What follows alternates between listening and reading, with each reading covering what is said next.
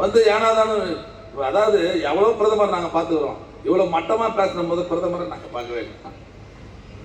ஓய்ச்சிருவன்றாரு, ஓய்ச்சிருவியா? Napoleon சொன்னார, கொஞ்சம் சொல்ற கேட்டுக்கோ, இந்த திமுக வந்து சாதாரணமான இயக்கம் இல்லை, பல பேர் உயிர் தியாகம் செய்து வளர்க்கப்பட்ட இயக்கம், ரத்தத்தை சிந்தி வளர்த்த இயக்கம் இந்த திமுக. யார் யாரோ ஒழிக்கிறேன்னு சொன்னான், அவன் தான் ஒழிஞ்சு போயிடானே தவிர இந்த இயக்கம் கம்பீரமாக நிற்கும். எல்லாம் வேற எங்கன்னா போய் பாரு.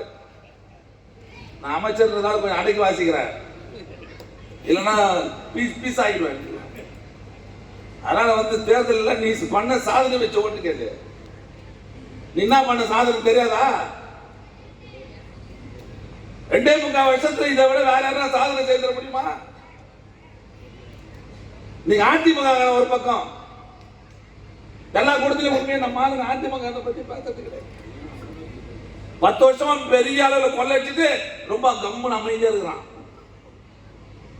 பிஜேபி ஜாலரா போட்டான், எதுக்கு? கேசு கிசாரா போட்டு நம்மள உள்ளத்தை போட போறாங்கன்ட்டு.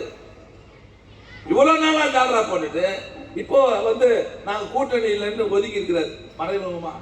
ஜனங்களை நம்புவாங்களா?